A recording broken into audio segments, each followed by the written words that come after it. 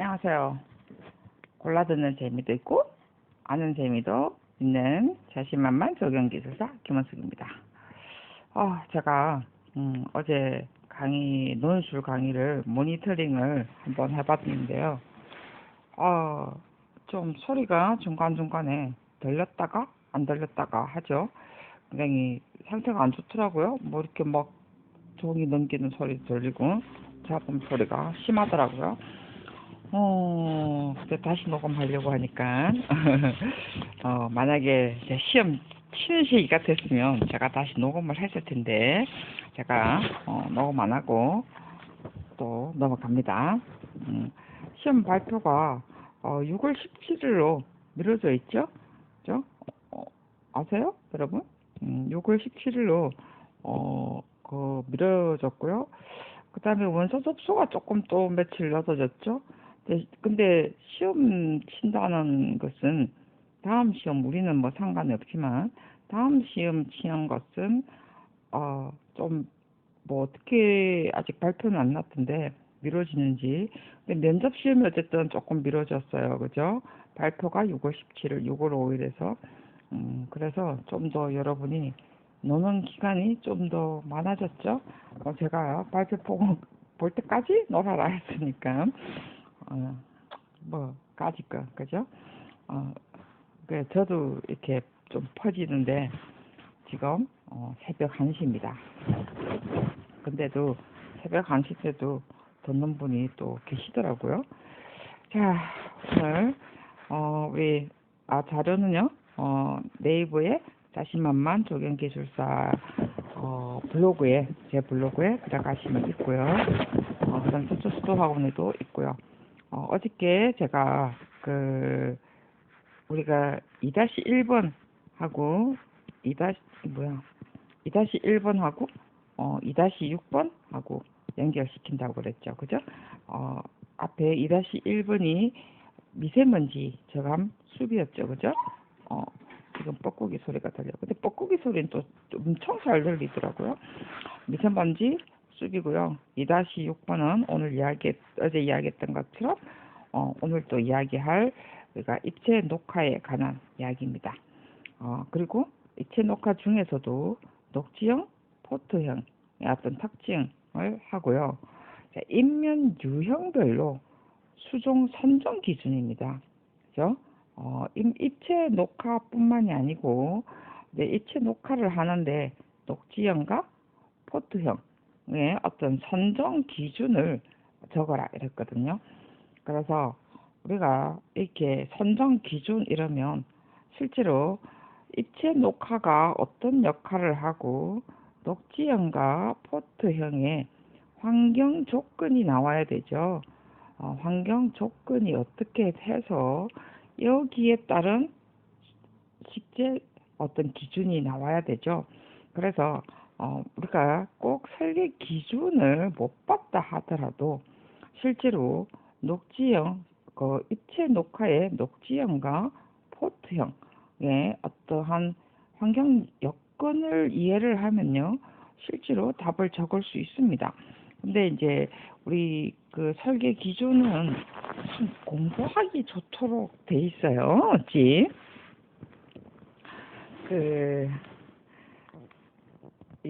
보면은, 옛날에 우리가 설계 기준 보면 좀 약한 부분이 있었는데, 이번에는 너무 섬세해가지고, 어찌 보면은, 너무 높아신 매질에 많이 적었나? 라는 느낌도 들고요. 근데, 실제 현장에 나가보면은요, 그런 일이 굉장히 많아요. 그래서 우리가 이런 기준을 자꾸 이 뭐라 그러죠? 섬세히 달아놓는 게 아닌가. 저는 그런 생각을 참 많이 해요. 실제로 우리가 입체 녹화 이러면, 예를 들면 입체 녹화 이러면 그냥 덩쿨성만 생각을 하거든요. 실제로 그래요. 근데 환경이 어떻는가에 따라서 덩쿨성을 심을 것이냐, 실제로 하수형을 밑으로 내릴 것이냐, 위로 올라갈 것이냐, 이런 것들이 사실 나와야 되거든요. 그 다음에 흙이 있을 수 있느냐 없느냐, 그리고 또 이 덩쿨성을 했을 때, 덩쿨 손을 했을 때 이 입면에 발을 딛고 올라갈 수 있는 없느냐. 사실 무슨 양철 판때기인데 나무가 발을 디딜 수가 없어요, 뿌리가. 그런데도 그냥 뭐 덩쿨성 식물, 입면 이러면 무조건 무슨 덩쿨성, 거기다가 그거 뭐죠? 뭐 담쟁이 덩굴. 담쟁이 덩굴은 발바닥에서 이게 손이 나오죠, 그죠? 그래서 발바닥에서 뿌리처럼 나와가지고 접착제처럼 무슨 거미 올라가는 것처럼, 거미도 아니고 우리가 스파이더맨 벽 짚고 올라가는 것처럼. 근데 인면 녹화라고 해서 무슨 양철판 같은 곳에 이런 거 심어 놓거든요. 그걸 우리가 적용해서 그렇게 한다는 거죠. 네, 그런 부분들 때문에도 자꾸 이렇게 자꾸 상세히 달게 되는 것 같아요. 제가 볼 때는 우리가 또 현장에서 그런 일이 굉장히 많습니다. 그리고 무조건 올라갈 땅이 없는데도 그냥 덩쿨성, 인면 이러면 전부 다 덩쿨성이에요. 그래서 꼭 우리가 입체 녹화라고 해서 녹지형, 포트형은 땅이 있어야 된다는 거죠. 포트형을 하더라도, 그죠? 포트형을 하더라도, 포트형을 그냥 저 포트 있는 것만 그냥 올릴 수는 없잖아요. 그래서 기본적으로 이제 이 심을 수 있는 아주 토심이 작아도 된다는 소리죠. 포트형은. 그죠? 녹지형은 그나마 벽면일에 있으면 땅이 좀 있어서 나무를 심을 수 있는, 그죠? 나무가 심을 수 있든, 그 다음에 덩쿨성을 그래도 뭔가 발을 딛고 올라갈 수 있든지, 그렇게 할 수 있는 이런 형태가 녹지형이겠죠. 그래서 가장 중요한 것은요, 환경 조건이죠. 그리고 입체 녹화라는 개념은 앞에 제가 여기 이제 들어가 봅니다. 인면 녹화, 입체 녹화는 어쨌든 건축물을 포함해서 다양한 입체면, 이렇게 됐든 뭐 굴곡이 졌든 뭐 이런 곳에 입체면에 녹화를 합니다. 앞에 지금 제가 도시숲 할 때 미기후 조절할 때 미기후뿐만이 아니라 미세먼지에 이야기할 때도 우리가 이거를 연결하자라는 개념도 적을 수 있었던 게 그냥 영혼 없는 답이 아니고 정말로 필요한 거예요. 그래서 여기에 보면 도시 미관 개선뿐만이 아니라 미기후 조절도 된다는 거죠. 기본적으로 우리가 나무가 있는 곳에는 아무래도 산소를 내게 되니까, 그죠? 이산화탄소를 지가 호흡을 하고 질소를 저거가 NO2가 되겠죠? 질소 그다음에 SO2를 흡수를 하거든요, 기본적으로. 그래서 이런 좁은 공간에도 전부 다 이렇게 나무를 심어 놓자, 이런 의미가 크죠. 다 이것 가지고 완전히 미세먼지를 제거할 수는 없지만 이런 마인드로 하자라는 개념이 크겠죠. 그래서 미기후 생물 서식 공간, 자연 친화적 생물 환경 조성하는 게 우리가 인면 녹화의 목적입니다. 자, 우리가 이제 시험 문제가 뭐가 나왔죠? 식재지 유형입니다. 그죠? 식재지 유형을 딱 따져보면요, 여기에 보면 이렇게 나와 있죠. 식재지 유형과 특징입니다. 그죠? 이제 저는 지금 KDS 기준을 다 적었습니다. 그래서 녹지형, 포트형. 자, 이제 교수님은 1, 2만 물은 거예요. 자, 근데 우리는 용기형도 알아야 되고요. 사실은 인면형도 알아야 되죠. 뭐 시험에 나왔다고 해서 요것만 두 개만 달랑 하는 게 아니고 어떤 환경에 있는가. 저는 지금 여기에 보면 기준을 축약 정리했습니다. 굉장히 많은 내용들이 들어가 있는데 그냥 읽어보면 여러분들이 뭔 말이야 할 수도 있고요. 우리가 기준을 만들 때 여러 명이 만들어야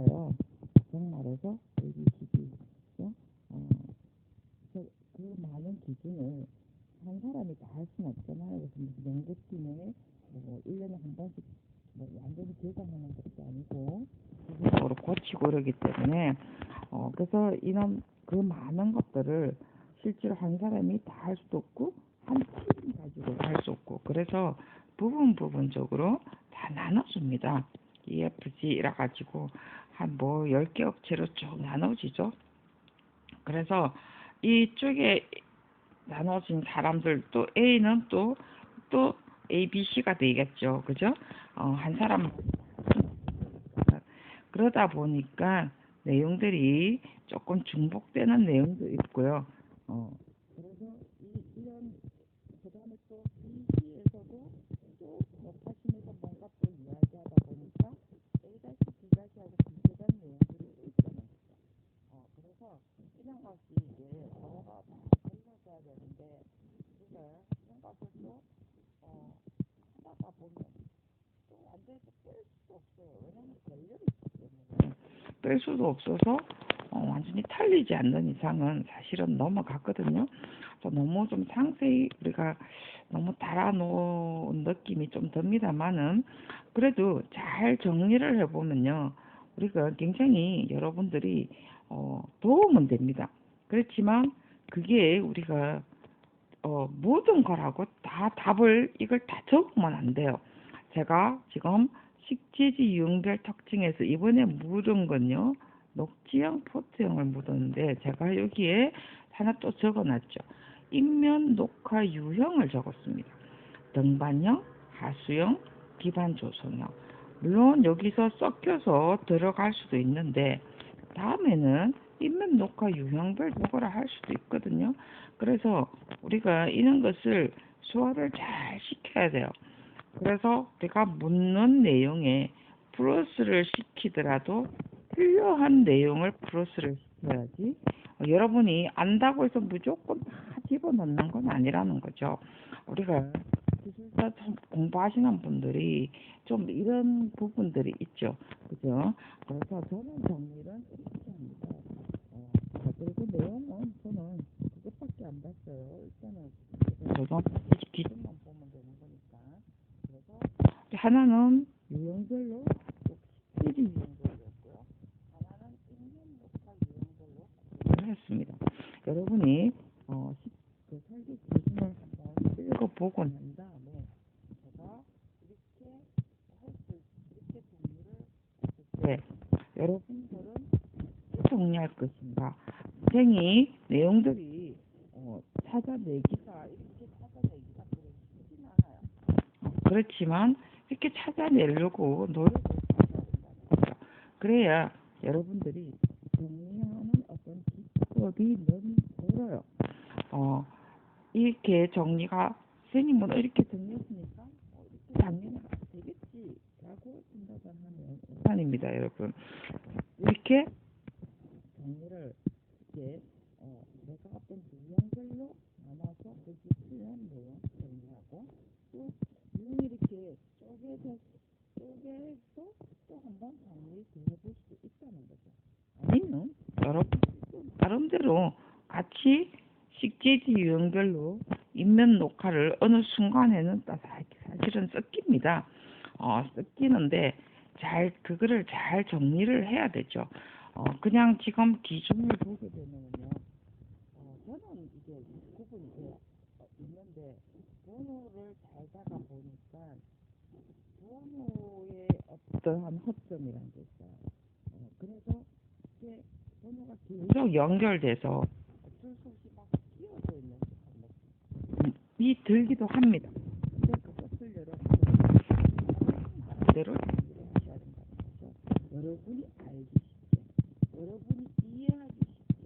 다음에 시험에 나왔을 때 내가 이런 유사한 문제 나오면 어떻게 시기를 여러분이 풀어낼 수 있어야 된다는 거죠. 이게 우리가 정리를 어떻게 하느냐에 따라 가지고 나중에 공식을 쓸 때 정말 답이 정확하게 잘 나오느냐 하는 것들에 어떤 힘이 생긴다는 거죠. 그래야 어떤 자료를 봐도 여러분들이 정리하는 정말 짧은 자료를 봤는데도 많은 것을 이렇게 정리하는 방법도 나온다는 거예요. 그래서 우리가 이런 부분들이 사실은 논술이에요. 또 논술은요 있는 것들이 흩어져 있는 것들을 일목요연하게 내가 이해할 수 있도록 자신이 이 내용들 엄청 많은 이제 100권의 책을 읽었는데 주제 딱 하나 가지고 정리가 돼야 된다는 거죠. 100권의 책에 있는 내용을 가지고. 그게 우리가 논술의 힘이라는 거예요. 그게 마치 그러니까 무슨 책 같아, 그죠? 논술아 놀자, 뭐 논술의 힘, 뭐 나는 논술이 좋다, 뭐 이런 책들이 꽤 있더라고요. 차라리 그런 책을 지금 여러분이 쉬실 때 논술에 관한 책을 보는 게 참 좋습니다. 우리가 어차피 논술 공부에 좀 약하다 싶으면 어떻게 할 것인가, 이런 것도 한번, 이게 고등학교 입시시험 칠 때 필요한 거죠. 지금 여러분 보면 더 이해하기가 더 좋을 거예요.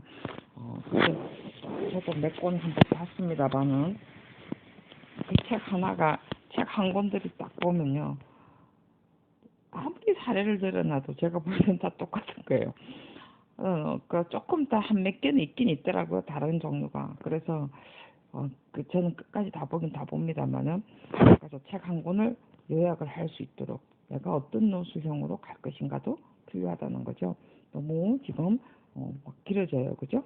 자, 그래서 녹지형, 자, 우리는 꼭 이거는요, 안다기보다는 논술로 풀어나가는 게 여러분들이 정말 더 공부하는 기법이 더 중요합니다, 사실은.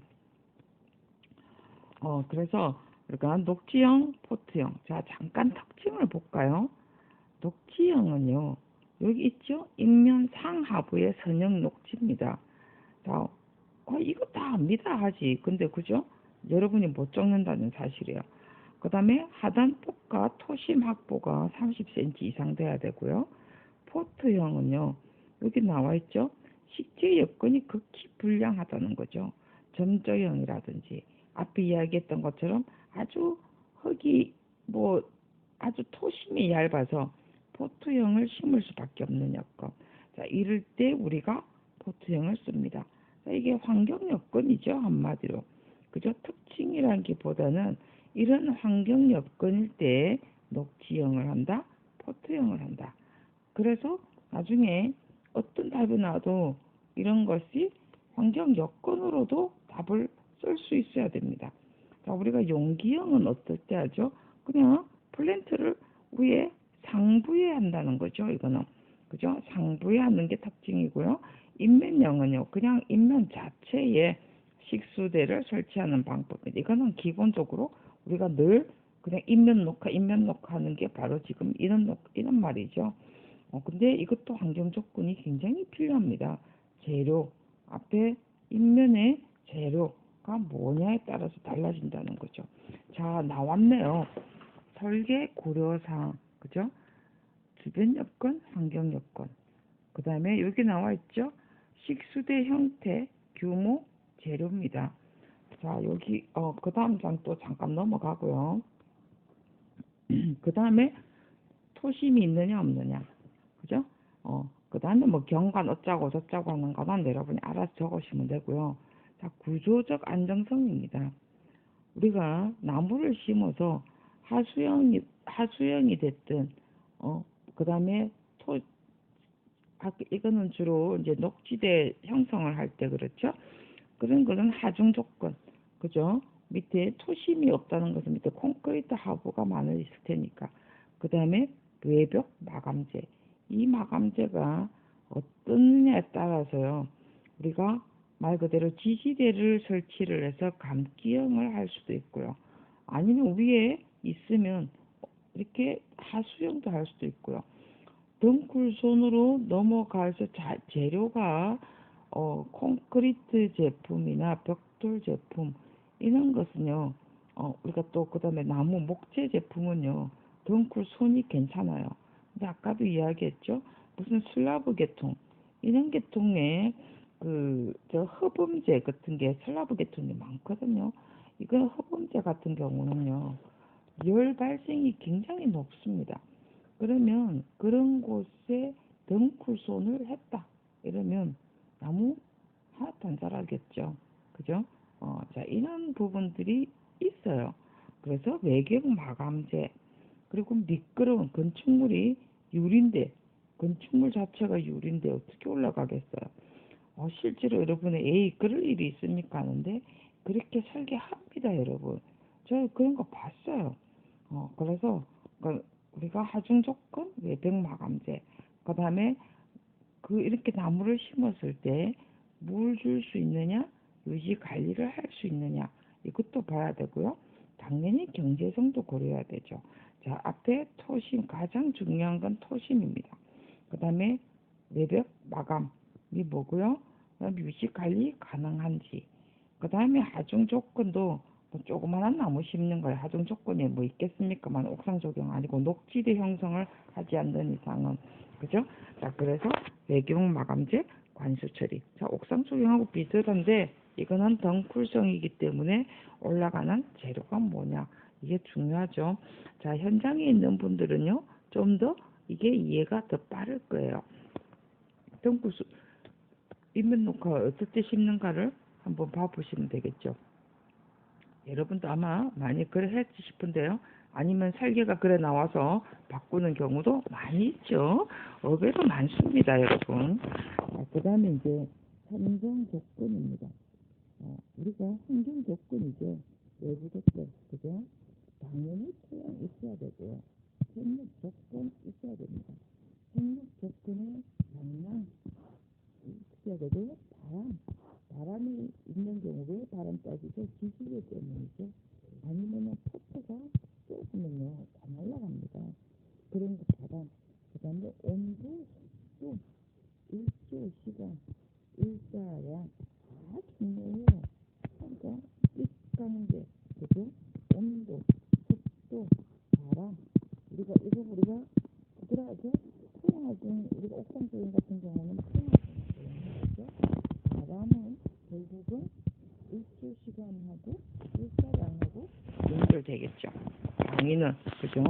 자, 그 다음에 질문에 제가 포인트입니다. 이게 지금 우리가 지금 3이거든요. 조건이.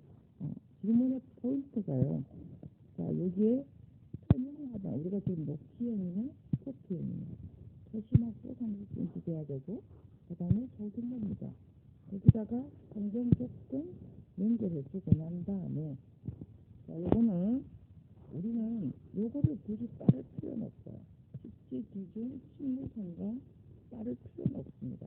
여러분들이 어떤 예적 조건에 따라서 덩쿨 손을 할 것이냐, 아니면은 지지대가 있는 것을 할 것이냐, 그 다음에 포트형도 토심 확보가 가능한 것인지, 그 다음에 밀도 어느 정도 간격으로 씹어야 될 것인지, 즉 말해서 조건, 생력 조건, 방위, 바람, 온도, 습도, 일조량에 따라서 어떻게, 그 다음에 토심 확보, 그 다음에 하단의 토심만 뿐이 아니라 하단 폭에 따라서 여러분들이 재료에 따라서 덩쿨 식물을 심을 것이냐, 아니면은 말 그대로 앞에 뭐였죠?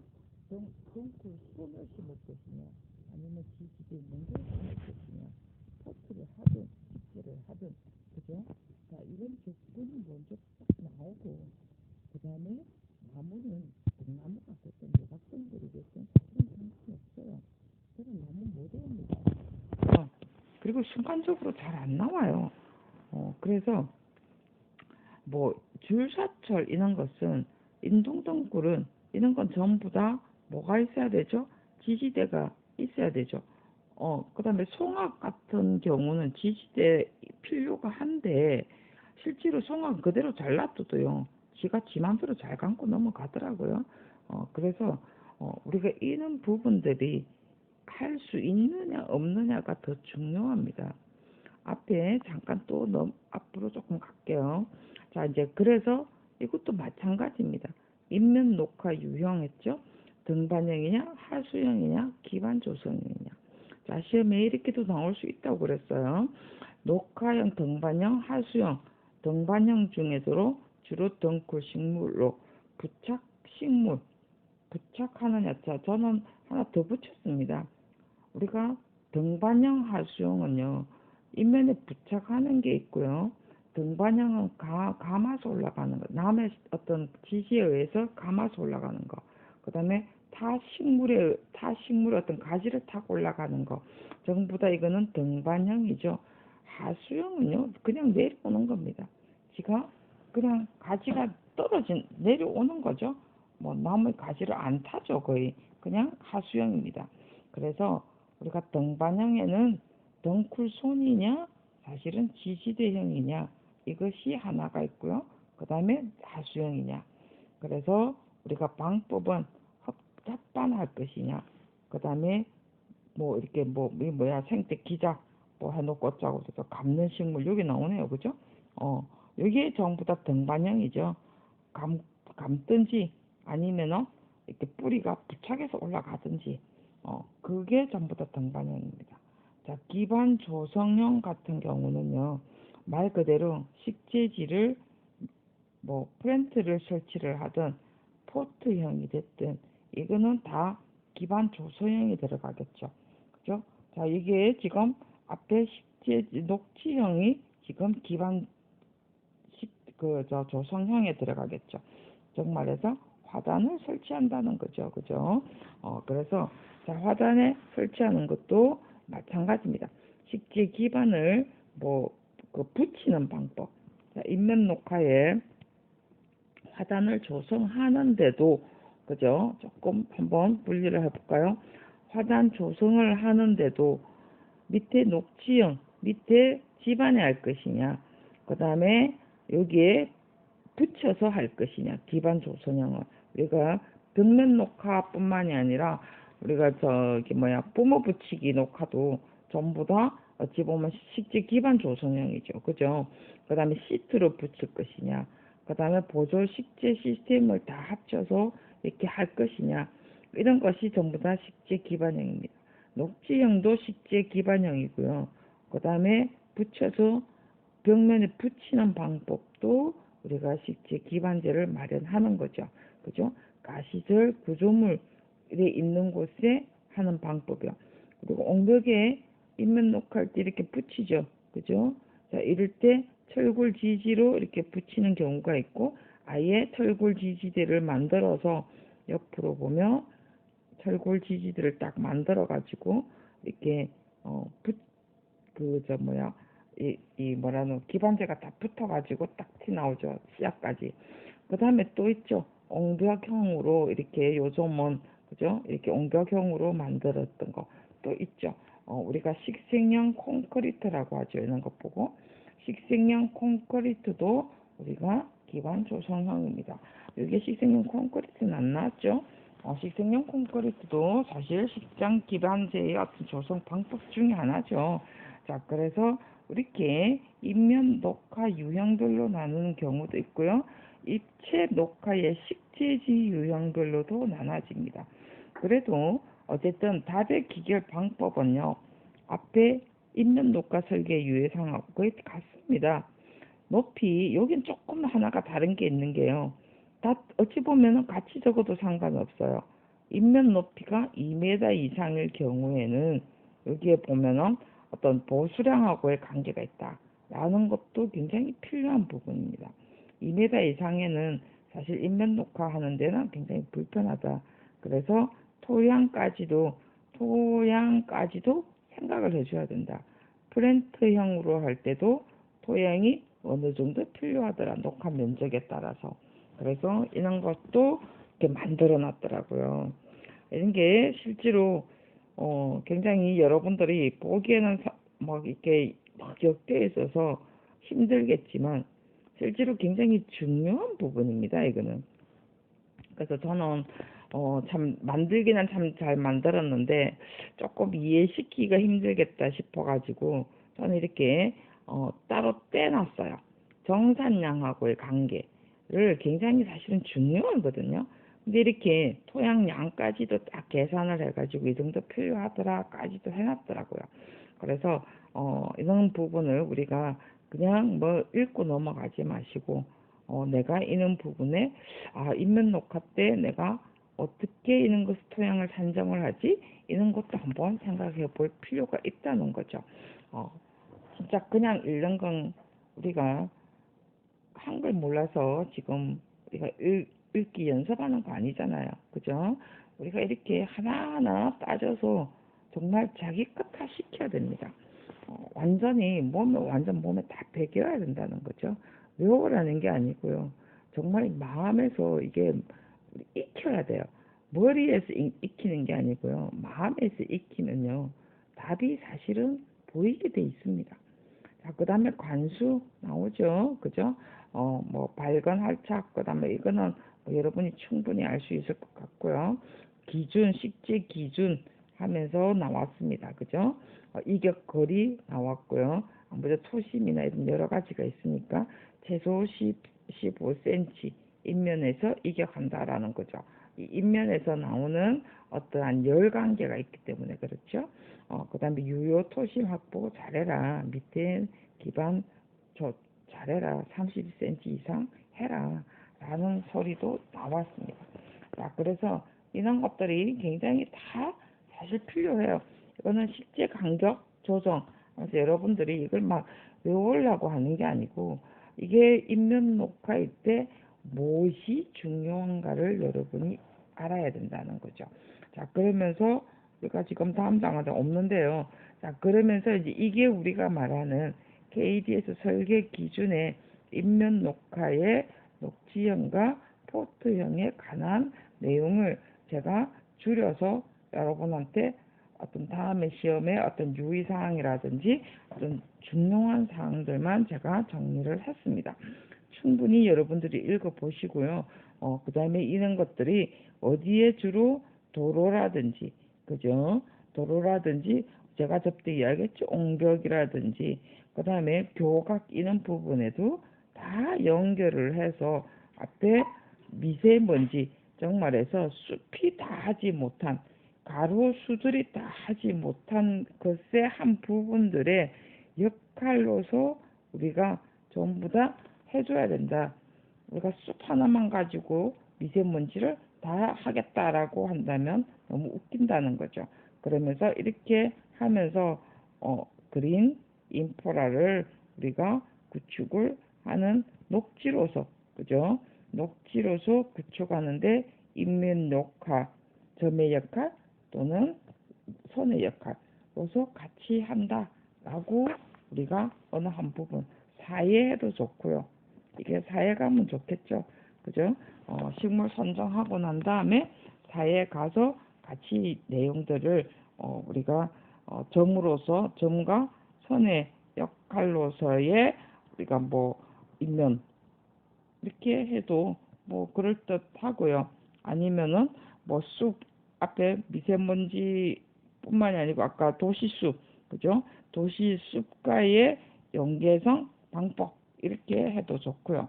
그래서 여러분들이 그런 부분을 정말 다 끝까지 이렇게 KDS에서 나온 어떤 기준만이 아니고 식물 선정에서부터 그 다음에 도시숲과 연결할 수 있는 이런 것까지 여러분들이 다 생각을 하셔야만이 정말 우리가 조경가다운 조경가가 되는 거예요. 이거는 기사에서 정말 할 수 없는 일이죠. 그죠? 그래서 기사에 우리가 경력을 4년 가지는 겁니다.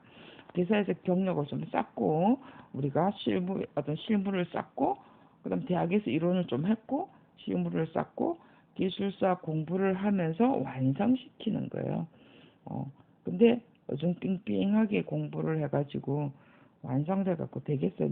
근데 완성이라서 많이 알아야 되는 건 아니고요. 막 많이 한다고 해서 완성되는 건 아니고요.